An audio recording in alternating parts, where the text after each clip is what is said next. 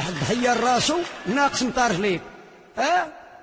ناقص راجل شاري حوالي ب90,000 ريال وهو يتسنى اللي يذبح ليه. الناس كاع عيدوا والناس كلاو الشوا والدري معلقين عينيهم فيه والحولي واقف والمرأة تطلب فيه.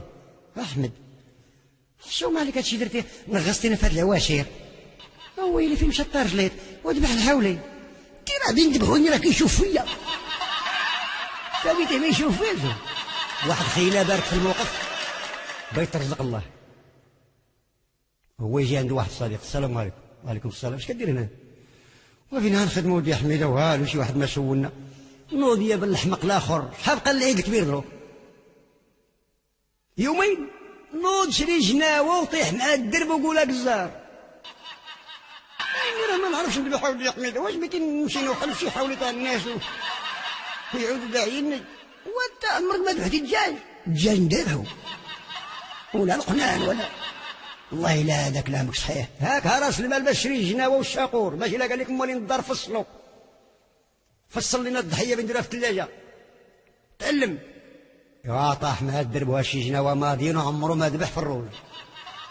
هاو يعيط. هاك الزهر. هاك الزهر.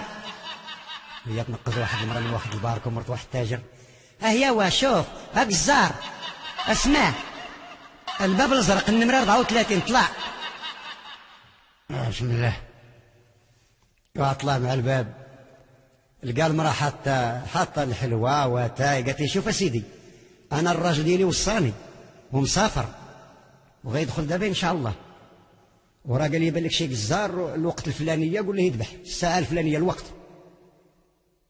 تعال بعدا نوريك الحولي. تعال خلي الكاس تاعتي والحلوى أنا نوريك الحولي. دوزتو لحدا الدوش. واحد الحولي مربوط مشري ب120,000 ريال من بن حمد. عينيه كحلين وصاردي وكيشوف فيه ويدير هكا ويمضغ. قال لي واش هذا؟ قال لي مجهد. ويلي علاش هذا؟ انا كاين من غيره كتبان لي بحال داهش منه. لا لا لا كلها حرب وخداع. بلاتي اشرب تاي ناض الحولي ناوي يولي الحولي لتحت هو الفوق. ناوي يولي الفوق والحولي لتحت. والمراه كتنقص بواحد الصايح دا. ويلي غلبك يا هياوه والله الا غلبك الصوت راه عفريت بدا كيقدمك. هو ولا جنويت واش يقول؟ لا خصني نغدروا في بالي في الرحله. يا رب الله يا رب الله. جابك شي حرفه ما تقدرهاش.